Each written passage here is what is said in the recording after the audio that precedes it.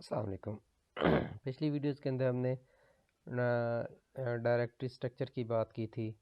हमने generic folders की बात की थी कि वो फ़ोल्डर्स जो बहुत ज़्यादा यूज़ होते हैं उनकी हमने बात की थी। बाकी भी सारे फ़ोल्डर यूज़ होते हैं, जैसे जैसे इनका यूज़ आता जाएगा मैं आपको इस चीज़ के बारे में बताता जाऊँगा। अभी बेसिकली हम फंडामेंटल्स की बात कर रहे हैं।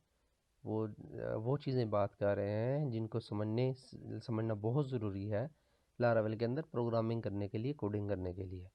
अच्छा, इसके बाद आज हम बात करेंगे इन्वायरमेंट वेरिएबल्स की लारावेल के अंदर। लारावेल के अंदर इन्वायरमेंट वेरिएबल्स या इन्वायरमेंट किस तरह से सेट किया जाता है और क्या तरीकाकार है, डेटाबेस से कैसे कनेक्शन क्रिएट किया जाता है, एट्सेट्रा। तो हमारे पास ये देखें, ये जो फाइलें हैं editor config .env .env example get attributes get ignore artisan composer json, ये सारी इन चीज़ों के बारे में हम बात करेंगे। तो सबसे पहले जो मेन हम कह लें कि भी मेन इन्वायरमेंट है वो इस .env फाइल के अंदर जो है ना हम उसका सेटअप करते हैं।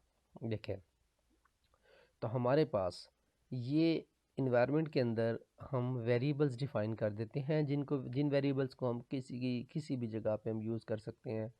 उन इनका डाटा हम एप्लीकेशन में किसी भी जगह पे गेट कर सकते हैं। ठीक हो गया। तो मीन टू से इन्वायरमेंट .env फाइल का बहुत ज़्यादा रोल होता है हमारी एप्लीकेशन के अंदर। वो इसलिए होता है कि भी हमारी जो है ना एप्लीकेशन इधर से चीज़ें ले रही होती है। मतलब मैं आपको समझाने की कोशिश ये कर रहा हूँ।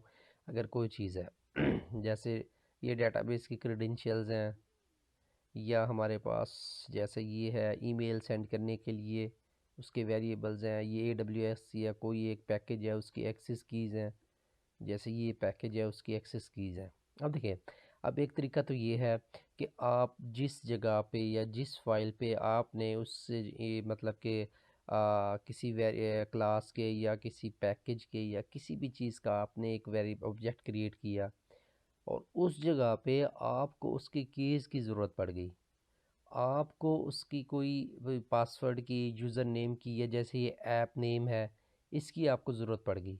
आप क्या करोगे? एक तरीका तो ये है कि एक एक फ़ाइल के अंदर जाओ, जहाँ जहाँ यूज़ हो रहा है वहाँ डायरेक्ट लारावेल लिखते जाओ।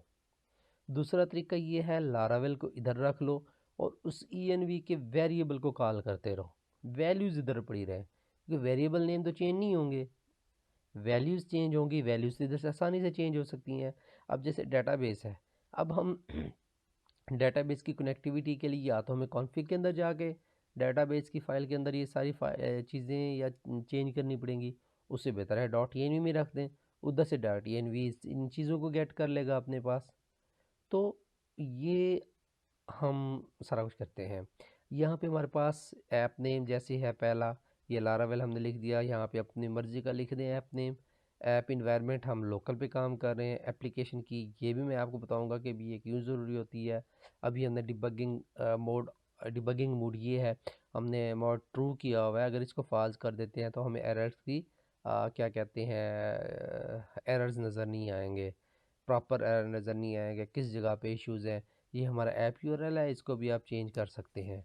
उसके बाद इसके अंदर सारी ये कॉन्फ़िगरेशन होती हैं जो मैं आपको बारी बारी बताऊंगा कि ये क्या चीज़ें हैं। अभी आपको इसके बारे में ज़्यादा सोचने की ज़रूरत नहीं है। उसके बाद कॉन्फ़िग की अगर ये तो इन्वायरमेंट वेरिएबल हमारा था। तो इस चीज़ को अगर आपको मैं मज़ीद बताने की कोशिश करूँ, हम इस डेटाबेस की फ़ाइल के अंदर आते हैं और अब आपको ये ज़्यादा समझ आएगा। देखें, .env, अब ये .env है तो देखिए इस जगह पे हमें डेटाबेस का कनेक्शन चाहिए था। अब बाई ये env से हम db कनेक्शन लेके आ रहे हैं, ये वाला db कनेक्शन MySQL। अब ज़रूरी तो नहीं है कि MySQL ही हम यूज़ करें, कोई और भी डेटाबेस सर्वर यूज़ कर सकते हैं। तो ये लाइन ये कह रही है, .env का फंक्शन ये कह रहा है, अगर db कनेक्शन सेट है तो इसकी वैल्यू डिफ़ॉल्ट को दे दो, अगर db कनेक्शन सेट नहीं है तो फिर MySQL ही रहने दो। Got it point. इसलिए अगर हम जो भी डीबी कनेक्शन है हम यहाँ पे लिख देते हैं कि भी हमारा डीबी कनेक्शन माई एसक्यूएल है, तो ये माई एसक्यूएल इसको मिल जाएगा। इसी तरह ये सारे कनेक्शंस हैं, ये ऐड मतलब कि आपको भी इनके बारे में परेशान होने की ज़रूरत नहीं है। मैंने बस आपको डॉट ENV के बारे में आपको बताया था। अब जैसे ये है रेडिस URL, रेडिस होस्ट, तो आपको यहाँ से मिलेगा। ENV में ये है रेडिस होस्ट है, रेडिस पासवर्ड है, रेडिस पोर्ट है। अब देखें यहाँ पे रेडिस URL नहीं है, तो अगर हमें रेडिस URL की ज़रूरत पड़ेगी, रेडिस को जब यूज़ करेंगे तो यहाँ पे रेडिस URL भी पास किया जा सकता है। देखिए एक तरीका तो ये ENVC ले लें, एक तरीका है इधर ही डायरेक्ट वैल्यू आप पास कर दें, तो ये बेस्ट प्रैक्टिस नहीं होती। अब ये फ्रीक्वेंटली चेंज होती रहती हैं। अगर हम लाइव सर्वर पे हैं और हमने ये वैल्यूज़ चेंज करनी है, तो लाइव सर्वर पे क्या करेंगे, पहले हम जाएँ कोड में चेंज करें, फिर कोड को पुश करें, लाइव करें, ब्ला ब्ला ब्ला, बहुत इशू है।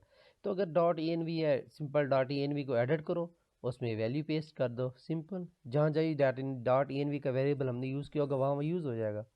तो ये डॉट ENV के मतलब के इन्वायरमेंट को सेट करने का तरीका है लारावेल के अंदर। अब मज़ीद इसको देखेंगे कि ये किस तरह से काम करती है। थैंक यू, आज के लिए इतना काफ़ी, नेक्स्ट देखते हैं।